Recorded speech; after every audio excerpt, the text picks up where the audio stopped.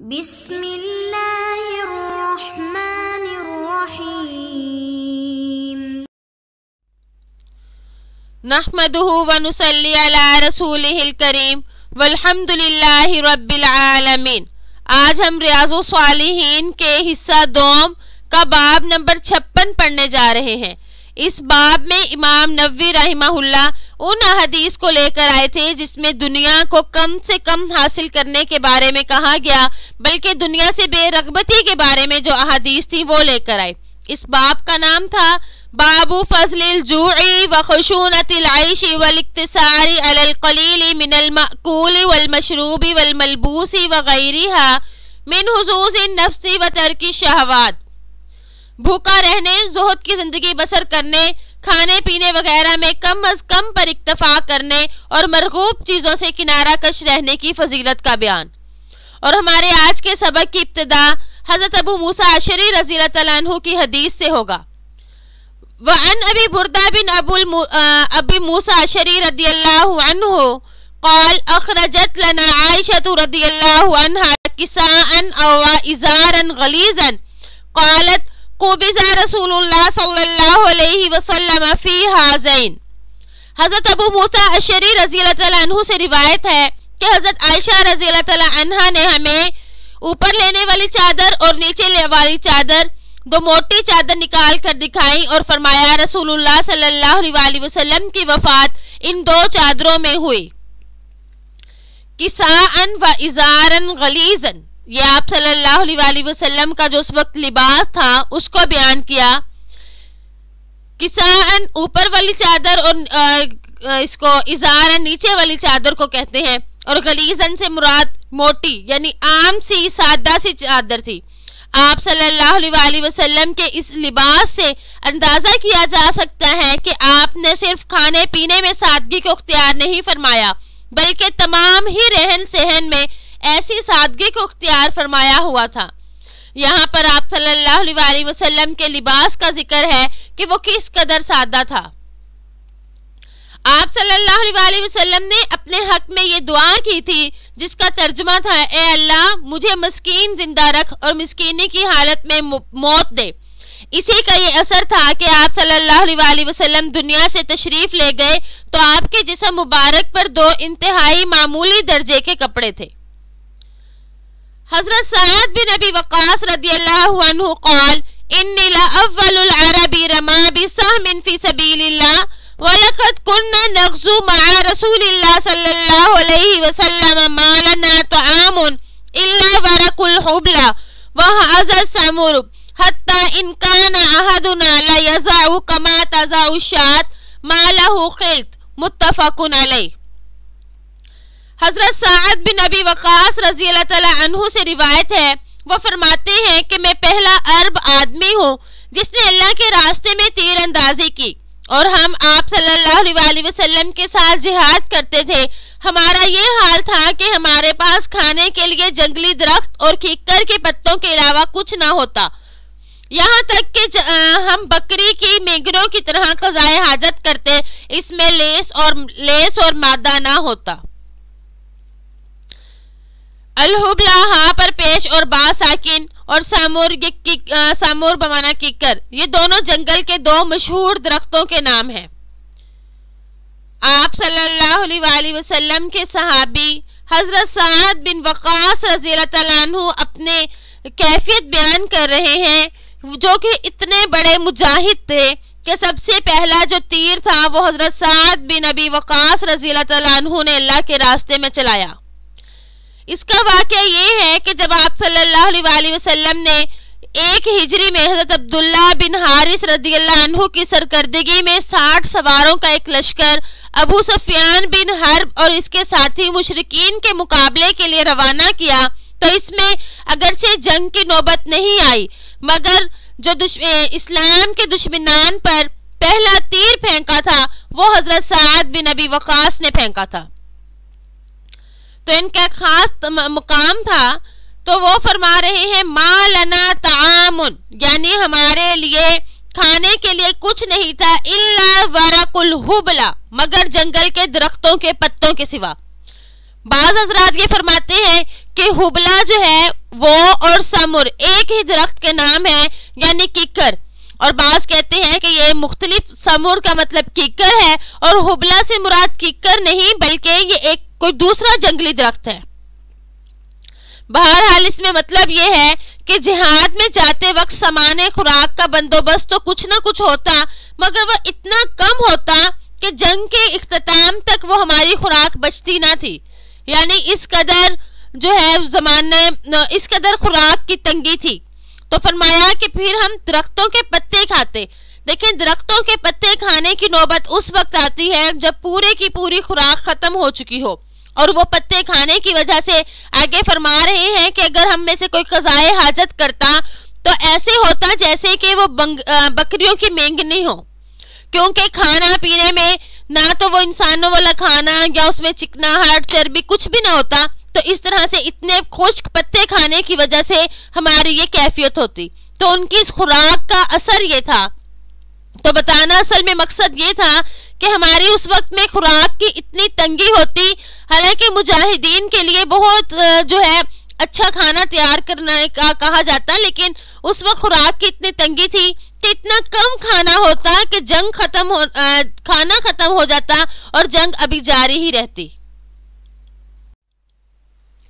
وعن ابی ہریرہ رضی اللہ عنہ قال قال رسول اللہ صلی اللہ علیہ وسلم اللہم اجعل رزق آل محمد قوتا متفق علیہ وقال اہل اللغت والغریب معنی قوتا ای ما یسد الرمق۔ حضرت ابو ہریرہ رضی اللہ عنہ سے روایت ہے کہ آپ صلی اللہ علیہ وسلم نے دعا فرمائی، اے اللہ محمد صلی اللہ علیہ وسلم کے گھر والوں کو صرف اتنی روزی دے جس سے جسم اور روح کا تعلق برقرار رہے، یعنی بقدر کفایت۔ اہل لغت کہتے ہیں کہ قوتن کا معنی اتنی خوراک ہے جس سے بھوک مٹ جائے، یعنی نہ زیادہ اور نہ بہت زیادہ کم۔ اس میں آپ صلی اللہ علیہ وسلم کی دعا کہ اللہم اجعل رزق آل محمد قوتن، تو اے اللہ کے محمد صلی اللہ علیہ وسلم کے گھر والوں کا بقدر ضرورت ہی روزی دے۔ بخاری کی دوسری روایت میں اللہم ارزق آل محمد قوتن کے الفاظ بھی ہیں اور دونوں کا مطلب ایک ہی ہے۔ آل محمد سے مراد، بعض تو یہ کہتے ہیں کہ اس سے مراد اہل بیت ہیں یا امت کے وہ افراد جو آپ صلی اللہ علیہ وسلم کے تابع دار ہیں، لیکن شیخ عبدالحق دہلوی رحمہ اللہ فرماتے ہیں کہ آل سے مراد آپ صلی اللہ علیہ وسلم کی امت کے تمام ہی متبعین ہیں۔ قوتن سے مراد اتنی مقدار کی خوراک جو زندگی کو باقی رکھ سکے، اور بعض یہ فرماتے ہیں کہ اس سے مراد اتنی مقدار ہے جو جان بچانے کے لیے کافی ہو، یعنی کسی کے سامنے ہاتھ پھیلانے کی نوبت نہ آئے۔ اور بعض محدثین فرماتے ہیں کہ مقصد یہ ہے کہ اسباب معیشت اور ضروریات زندگی کو کم سے کم پر رکھا جائے اور ضرورت سے زیادہ اسباب معیشت کو حاصل کرنے کے لیے محنت اور مشقت کے پیچھے نہ لگے، تو پھر اس سے مراد قوتن ہے۔ خلاصہ یہ کہ دنیا صرف بقدر ضرورت ہی رکھی جائے۔ ضرورت کی تعریف حکیم الامت مولانا اشرف علی تھانوی رحمہ اللہ نے یہ فرمائی کہ ضروری وہ ہے جس کے نہ ہونے سے ضرور نقصان ہوتا ہو، خواہ وہ دنیا کا نقصان ہو یا آخرت کا۔ تو اس سے ہمیں سمجھ میں آ گیا کہ قوتن سے کیا مراد ہے، یعنی بہت ہی ضروری کھانا۔ وعن ابی ہریرہ رضی اللہ عنہ قال والذی لا الہ الا هو ان كنت لأعتمد بكبدي على الارض من الجوع وان كنت لأشد الحجر على بطني من الجوع وقد قعدت يوما على طريقهم الذي يخرجون منه فمر بي النبي صلى الله عليه وسلم فتبسم حين رآني وعرف ما في وجهي وما في نفسي ثم قال۔ حضرت ابو ہریرہ رضی اللہ تعالیٰ عنہ فرماتے ہیں کہ اس خدا کی قسم جس کے سوا کوئی معبود نہیں، بے شک میں بھوک کی شدت سے اپنے پیٹ کو زمین پر ٹیک دیتا اور بھوک کی شدت سے میں اپنے پیٹ پر پتھر باندھ لیتا۔ ایک روز میں اس راستے پر بیٹھ گیا جہاں سے لوگ گزرتے تھے، چنانچہ میرے پاس سے نبی صلی اللہ علیہ وسلم گزرے، تو آپ صلی اللہ علیہ وسلم نے جس وقت مجھے دیکھا تو آپ مسکرائے اور میرے چہرے اور دل کی کیفیت کو جان گئے۔ تو آپ صلی اللہ علیہ وآلہ وسلم نے ارشاد فرمایا، اباہر قلت لبیک یا رسول اللہ، قال الحق ومزا فاتبعته فدخل فاستأذن فأذن لي فدخلت فوجد لبنا في قدح فقال من أين هذا اللبن؟ قالوا أهداه لك فلان أو فلانا۔ قال اباہر قلت لبیک یا رسول اللہ، قال الحق إلى أهل صفا فادعوهم لي۔ قال وأهل صفة أضياف الإسلام لا يعفون على أهل ولا مال ولا على أحد، إذا آتته صدقة بعث بها إليهم ولم يتناول منها شيئا، وإذا آتته هدية أرسل إليهم وأصاب منها وأشركهم فيها، فسألني ذلك فقلت وما هذا اللبن في أهل صفا؟ كنت أحق أن أصيب من هذا اللبن شربة أتقوى بها، فإذا جاءوا أمرني فكنت أنا أعطيهم، وما عسى أن يبلغني من هذا اللبن، ولم يكن من طاعة الله وطاعة رسوله صلى الله عليه وسلم بدا، فأتيتهم فدعوتهم فأقبلوا واستأذنوا فأذن لهم وأخذوا مجالسهم من البيت۔ قال يا اباہر قلت لبیک۔ تو اے ابو ہریرہ میں نے کہا حاضر یا رسول اللہ۔ آپ صلی اللہ علیہ وآلہ وسلم نے فرمایا ساتھ آؤ، اور آپ صلی اللہ علیہ وآلہ وسلم چل پڑے، میں آپ کے پیچھے ہو لیا۔ آپ صلی اللہ علیہ وآلہ وسلم گھر کے اندر تشریف لے گئے، میں نے اجازت طلب کی تو مجھے بھی اجازت دے دی گئی، میں اندر چلا گیا۔ وہاں آپ صلی اللہ علیہ وآلہ وسلم نے دودھ کا ایک پیالہ پایا، دریافت فرمایا یہ دودھ کہاں سے آیا؟ گھر والوں نے کہا فلاں مرد یا فلاں عورت نے آپ صلی اللہ علیہ وآلہ وسلم کے لیے ہدیہ بھیجا ہے۔ تو آپ نے فرمایا ابو ہریرہ، میں نے کہا یا رسول اللہ حاضر ہوں۔ آپ صلی اللہ علیہ وآلہ وسلم نے فرمایا اہل صفا کے پاس جاؤ، ان کو میرے پاس بلا لاؤ۔ حضرت ابو ہریرہ رضی اللہ تعالیٰ عنہ فرماتے ہیں میں اہل صفا اسلام کے مہمان تھے، ان کا کوئی ٹھکانہ نہ تھا، گھر بار نہ تھا، اور نہ مال اور نہ کسی اور کا سہارا۔ جب کبھی نبی صلی اللہ علیہ وآلہ وسلم کے پاس صدقے کی کوئی چیز آتی تو آپ ان کی طرف بھیج دیتے اور آپ خود اس میں سے کچھ نہ لیتے۔ جب آپ کے پاس کوئی ہدیہ آتا تو آپ ان کو بلا بھیجتے اور خود بھی اس سے استعمال فرماتے اور ان کو بھی اس میں شریک فرماتے۔ تو آپ صلی اللہ علیہ وآلہ وسلم کی یہ بات مجھے ناگوار سی گزری اور آپ صلی اللہ علیہ وآلہ وسلم مجھے پلانے کے بجائے فرما رہے ہیں کہ اہل صفا کو بلاؤ، تو مجھے یہ بات ناگوار سی گزری۔ میں نے دل میں سوچا اس دودھ سے اہل صفا کا کیا بنے گا، یعنی ما ھذا اللبن فی اہل صفا، کہ اس دودھ سے اہل صفا کا کیا بنے گا۔ میں اس بات کا زیادہ حقدار ہوں کہ میں اتنا پی لوں جس سے میں طاقت حاصل کر سکوں۔ بس جب وہ آئیں گے تو آپ صلی اللہ علیہ وآلہ وسلم مجھے ہی حکم دے گے کہ میں انہیں دوں، اور مجھے امید نہیں کہ اس دودھ کا کچھ حصہ بھی مجھے ملے، لیکن اللہ اور اس کے رسول کی اطاعت کے بغیر چارہ نہیں۔ چنانچہ میں ان کے پاس آیا، ان کو بلا لایا، بس وہ سب آئے اور اندر داخل ہونے کی اجازت مانگی۔ آپ صلی اللہ علیہ وآلہ وسلم نے انہیں اجازت دے دی اور وہ گھر میں اپنی اپنی جگہوں پر بیٹھ گئے۔ آپ صلی اللہ علیہ وآلہ وسلم نے ارشاد فرمایا اے ابو ہریرہ، میں نے فرمایا حاضر ہوں۔ یا رسول اللہ، قال خذ فآتهم فأخذت القدح فجعلت أعطيه الرجل فيشرب حتى يروى ثم يرد علي القدح فأعطيه الآخر فيشرب حتى يروى ثم يرد علي القدح فأعطيه الآخر فيشرب حتى يروى ثم يرد علي القدح حتى انتهيت إلى النبي صلى الله عليه وسلم وقد روي القوم كلهم فأخذ القدح فوضعه على يده فنظر إلي فتبسم فقال أباهر قلت لبيك يا رسول الله قال بقيت أنا وأنت قلت صدقت يا رسول الله قال اقعد فاشرب فقعدت فشربت فقال اشرب فشربت فما زال يقول اشرب حتى قلت لا والذي بعثك بالحق ما أجد له مسلكا قال فأرني فأعطيته القدح فحمد الله تعالى وسمى وشرب الفضل رواہ البخاری۔